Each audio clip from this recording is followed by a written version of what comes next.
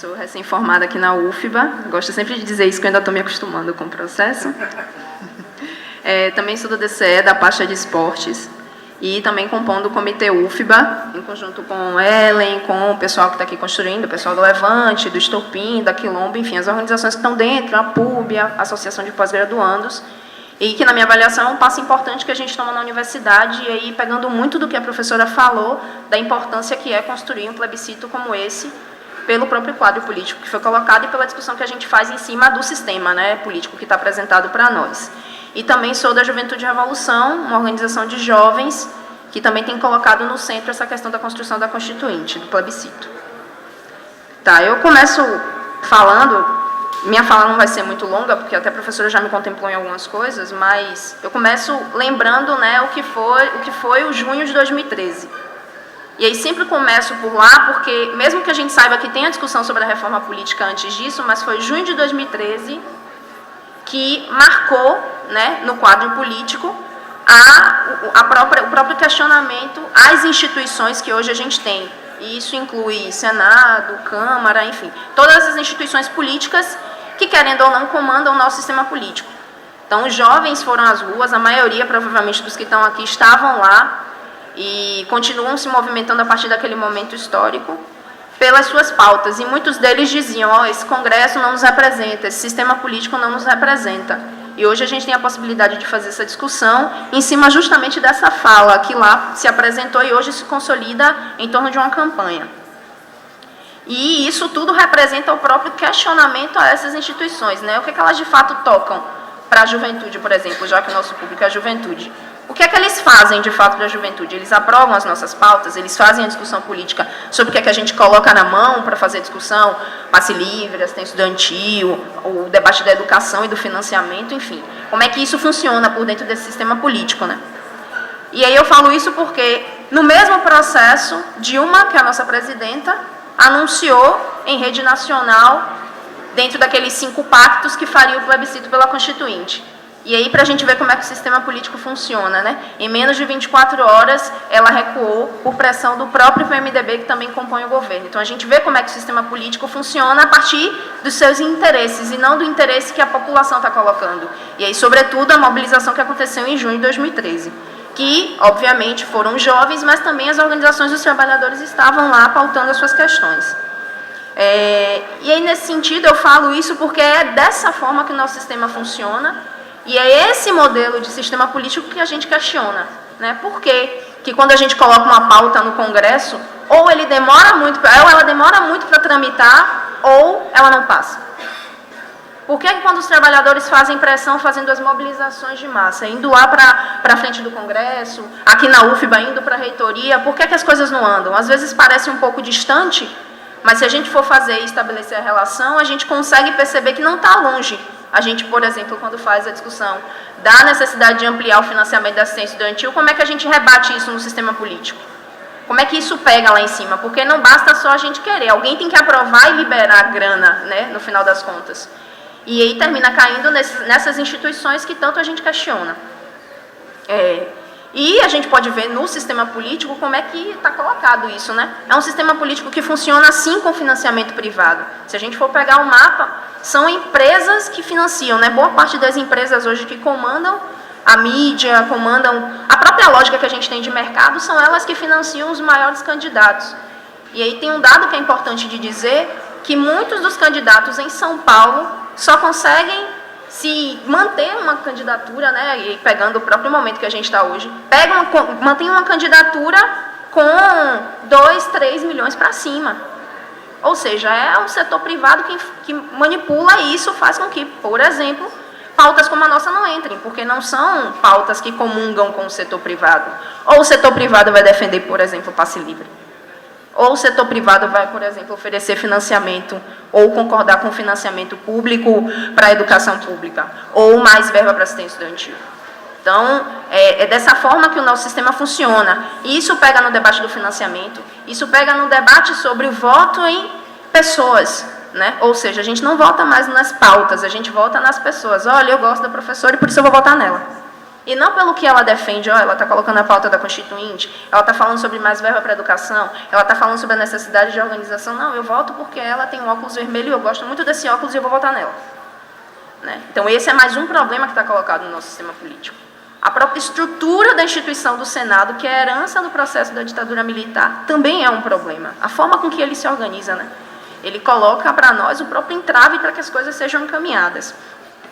E tudo isso ainda vem o papel político dessas instituições. E aí a gente não precisa ir muito longe para a gente ver, por exemplo, como essas instituições podem atuar. O STF é um exemplo de como, além do plano jurídico, né, o funcionamento das instituições, como é que politicamente ela pode agir, dizendo o que é e o que não é. O STF, por exemplo, colocou em julgamento um dos partidos dos trabalhadores, colocou o PT em julgamento e disse assim, ó, vocês são os mensaleiros, vocês são isso, e não fizeram a discussão política de fato. Será que o problema está no cara que está sendo julgado ou no partido que está sendo julgado?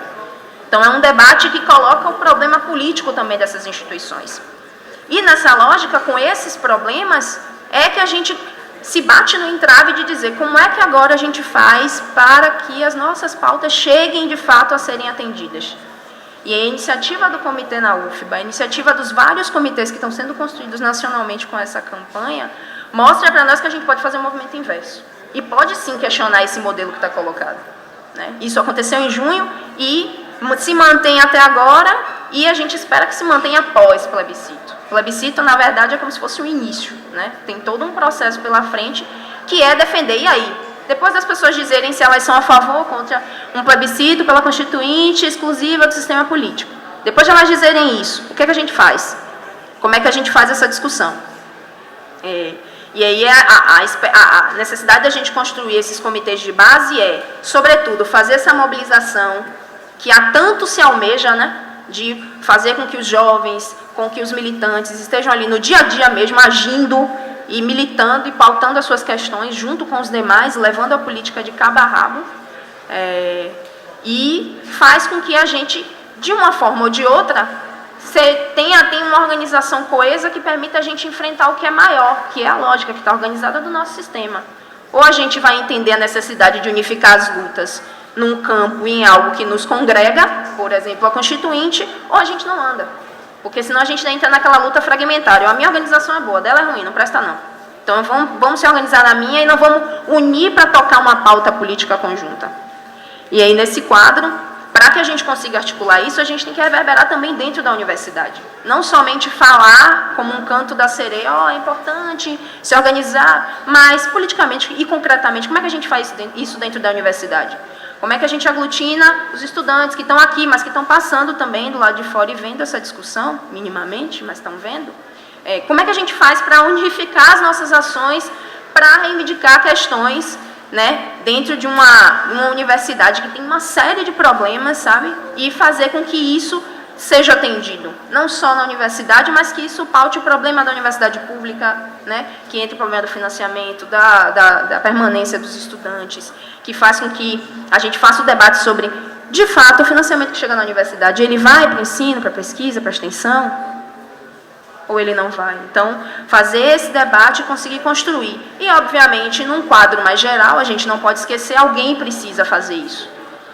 E aí é importante que a gente entenda que num quadro político, Dilma é quem pode responder. Não Aécio, não é Marina, é Dilma. Foi ela quem falou e a gente agora tem que fazer o quê? Puxar a língua dela. Você não fala, agora você vai falar, você vai fazer. E fazer essa discussão num quadro político que exige de nós que construamos esse processo para pautar, para que no próximo período isso aconteça. Porque se a gente não força esse trabalho e não coloca esse problema de quem vai responder, quem vai assinar e quem vai implementar, a gente fica só no discurso retórico. Olha, é muito legal fazer plebiscito, é muito legal fazer constituinte, mas quem responde por isso? A mobilização de massas, óbvio, que é o que a gente está fazendo com a campanha, mas, sobretudo, quem vai responder categoricamente por esse processo, e aí, na minha avaliação, é Dilma, quem pode fazer isso. Então, acho que é esse o movimento que a gente tem que fazer com a construção dos comitês, obviamente articulando as questões mais gerais com o que está colocado para nós dentro da universidade, porque senão também fica desconexo. Mas fazer essa devida articulação, e o comitê UFBA, na minha avaliação, ele pode ajudar muito nesse processo. Primeiro porque é um comitê que ainda não tem os 3 setores, né, mas já tem os discentes e os docentes. Isso já é um passo importante. Começou com a iniciativa pequena, hoje a gente tem a PUB construindo com a gente, tem a Associação de Pós-Graduandos construindo, tem as organizações que também estão pautando e se unificando nessa luta. Então, é uma possibilidade de, no próximo período, ter uma organização muito mais interessante na universidade que vai reverberar para a política mais geral. E aí, eu acho que é esse fôlego que a gente tem que dar na construção do comitê. Todo e qualquer estudante, organizado ou não, que se interesse pela pauta, é importante que se aproxime para ajudar mesmo na construção e, politicamente, a gente conseguir intervir e alcançar o que a gente tanto discute quando tem as mobilizações, que é de garantir as nossas reivindicações. Eu acho que é isso que eu ia falar. Infelizmente, dentro da universidade se encontra poucos focos ainda organizados. E o movimento estudantil, com todas as contradições que tem, somos ainda o movimento mais organizado dentro da universidade. E esse comitê da UFBA está proporcionando uma experiência boa para a gente, por estarmos junto à PUB, né? Lado a lado. E também queremos a SUFBA ao nosso lado, e por isso que hoje a gente está tendo uma estrutura de som, porque acredito que se fosse só estudante a gente não teria som, né, Clara? Vide as atividades aí do DCE, no megafone e no gogó mesmo que a gente faz, tem que fazer, porque é obrigação nossa fazer como entidade representativa, assim. E aí eu acho que Clara e a professora deram uma conjuntura, né, um pincelar da nosso atual momento, né, da situação que a gente vive, assim. Não tem como começar qualquer mesa de análise política ou começar uma discussão política sem falar do que foram as mobilizações de junho e julho, né? E aí acredito que aqui, quem não estava nas mobilizações de junho, acho que a pergunta não é quem estava, mas quem não estava nas mobilizações de junho. Acredito que aqui a maioria estava, né? Então, a gente passa de um momento de 80, na década de 80, com muitas lutas, né, sobretudo enfrentando o atual sistema político da época, que era a ditadura militar, na qual a nossa Constituição é fruto desse período, então se conforma a partir de um leito extremamente conservador, de um leito que queria exterminar a juventude, e naquele momento qualquer foco de organização popular era destruído e exterminado. Então, a nossa Constituição ela vem desse leito, e não de um leito de discussão democrática. Então, a gente passa de um período de lutas mais acirradas, e entramos na década de 90, com o descenso da luta de massas. Essa é a leitura, sobretudo, dos movimentos sociais, quando temos a investida do governo FHC, sobretudo, e aí, com as investidas dentro das universidades, a iniciativa privada dentro das universidades públicas de uma forma muito forte, temos a privatização de vários espaços que eram públicos e começamos a ter a iniciativa da criação das universidades particulares, né? Que hoje em dia tivemos avanços com relação ao ProUni, mas ainda assim devemos questionar por que esse espaço não pode ser público e ter investimento, sobretudo, na iniciativa privada, né? Controlada pela iniciativa privada. Então, tem estudante de escola particular que hoje sofre constrangimento dentro de sala de aula porque é tomada a sua prova ou porque não pode nem entrar na sala de aula para fazer a sua prova. Então, tivemos uma década de 90 que sugou as energias dos movimentos sociais, que fez todo e total repressão mesmo com os movimentos sociais, e a gente teve esse arrefecer das lutas que conseguimos resgatar, sobretudo no ano passado, né? Então, o ano passado, ele se coloca como uma síntese de uma mudança do atual momento do sistema, da situação política no Brasil. Então, você via, sobretudo nas ruas, e aí dá um protagonismo para a juventude aí sendo o termômetro das lutas no Brasil, e colocando que a gente quer mais, que a gente quer entrar na universidade, mas que a gente precisa permanecer na universidade, que a gente quer o fim do extermínio da juventude negra, porque é uma juventude que ela tem cor, ela tem idade, e ela tem um locus, ela mora num lugar que é a periferia, ela é exterminada porque ela é preta. Então a gente quer o final do extermínio da juventude negra, sobretudo é uma das lutas, sobretudo das organizações de juventude. Nós queremos o fim da violência das mulheres, fundamental ter sido criada a Secretaria de Política para as Mulheres, mas a gente precisa de mais. Aqui em Salvador só tem uma delegacia de atendimento às mulheres, a gente quer mais e o acesso não é muito bom, e aí não sei qual mulher pôde ir até hoje na ADEAM, mas o acesso também é um pouco complicado, né?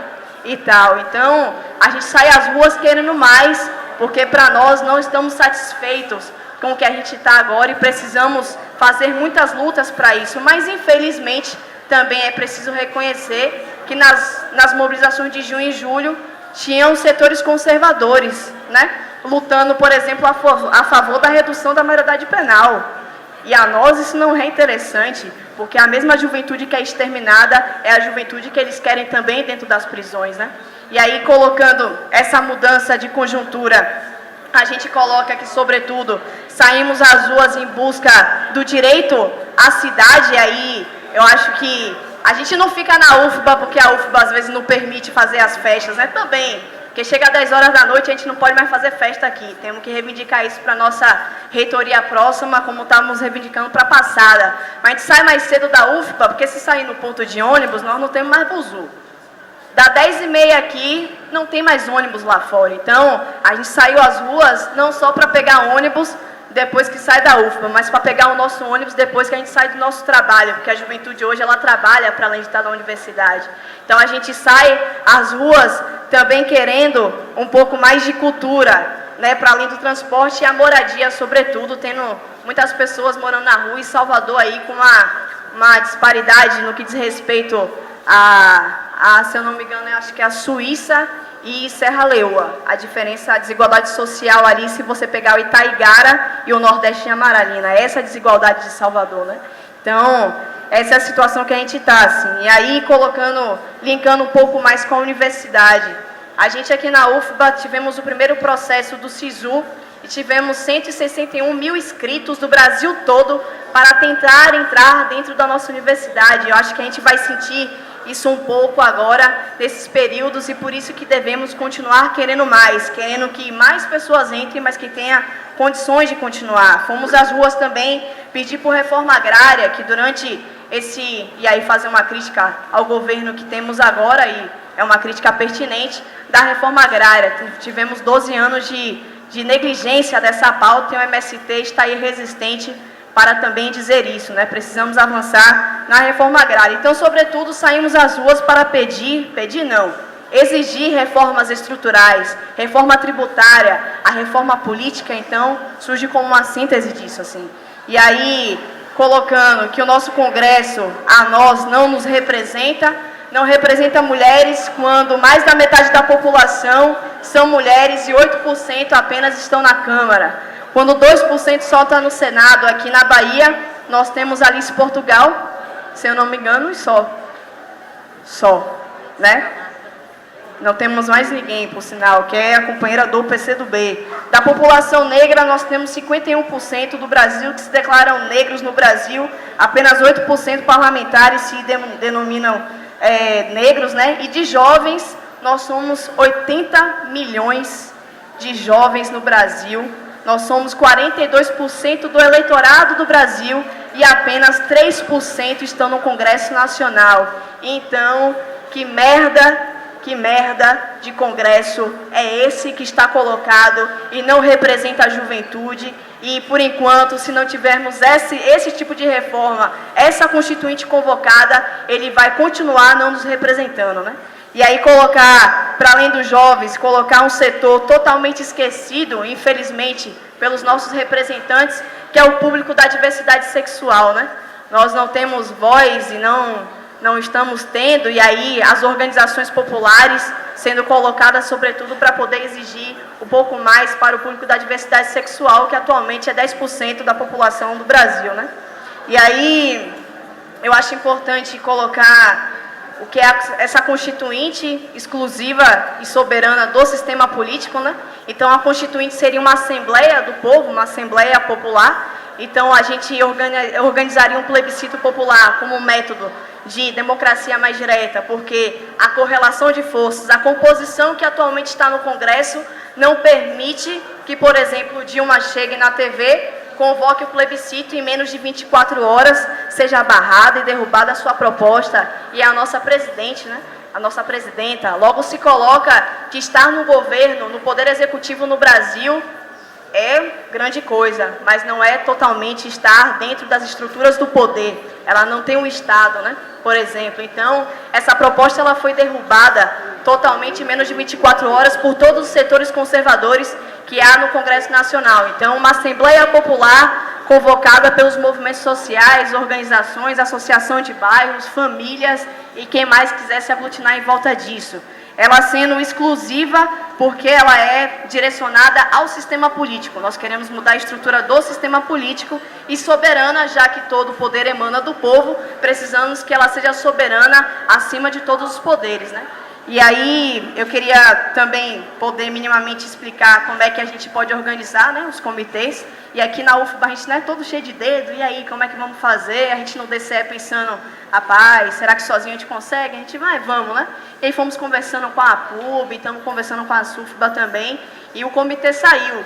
E aí, assim, colocar que é muito fácil, é você chegar no seu bairro, chegar no seu centro acadêmico, chegar no seu curso, conversar com a galera e falar, rapaz, tá aí o jornal, acho que a galera deu uma distribuída no jornal aí, discutir aí, vamos mudar a velha forma de se fazer política, vamos junto mudar. Então, começar a discutir e aí formar um comitê, é rapidinho, e organizar as urnas de 1 a 7 de setembro, né, que esse é o maior desafio. Eu acredito que a gente tenha 2 desafios centrais, eu acho que 2014 no Brasil, não podemos desconsiderar as eleições que estão colocadas em outubro, acho que aí a meta são 10 milhões de votos para convocar a Constituinte, não é pouco voto, é muitos votos que a gente tem que fazer, então a intenção é massificar os comitês, então quanto mais comitês tiver, então nesse recesso da UFBA, eu sei que o Capão é bala, eu sei que é muito legal a gente poder ficar de boa no Capão, viajar para o interior, ver a família, mas quando voltar para o interior, a galera que mora no interior, chega lá no interior e monta o comitê do plebiscito para convocar a Constituinte. E nós temos colocado muitas pessoas e aí muitos candidatos aqui dentro da universidade que estão fazendo campanha da esquerda, né?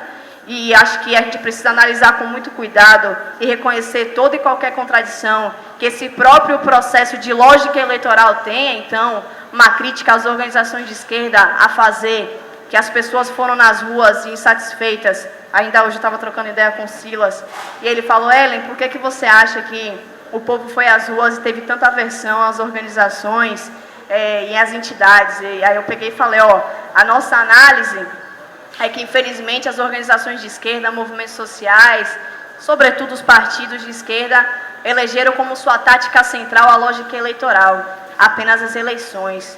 Eu acho que o povo brasileiro é muito mais do que as eleições. O povo brasileiro é muito direito e nós fomos conformados em um leito histórico de exploração muito grande e precisamos resgatar, inclusive, sobretudo, a nossa resistência.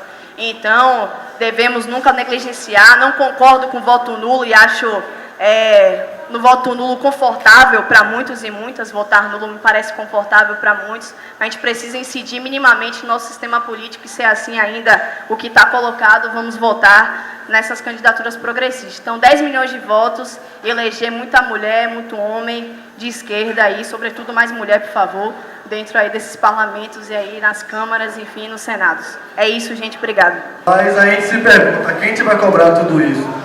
A gente vai para o Congresso, onde tem representantes dos bancos que investem na especulação imobiliária, onde tem representantes dos sindicatos de transporte público que monopolizam o transporte público em nossa cidade. A gente vai cobrar para os representantes das instituições privadas. Então, a gente realmente, quando a gente olha para o Congresso, não tem aqueles que realmente nos representam, né? Não tem aqueles que realmente vivenciam a nossa realidade e que têm compromisso com nossas pautas. A reforma política, o plebiscito popular pela reforma política, vem juntamente para tentar modificar essa realidade que está no nosso Congresso, está na nossa Câmara Estadual, está na nossa Câmara Municipal de Vereadores, onde a lógica eleitoral é a lógica que quem ganha é quem tem mais recursos para financiar a sua campanha, como a professora mesmo disse. É uma lógica perversa, onde não permite que aquela pessoa que faz movimento social, aquela pessoa que tem compromisso com as pautas de seu bairro, que tem compromisso com a sociedade, tem a oportunidade de se eleger, tem a oportunidade nem de se candidatar sequer.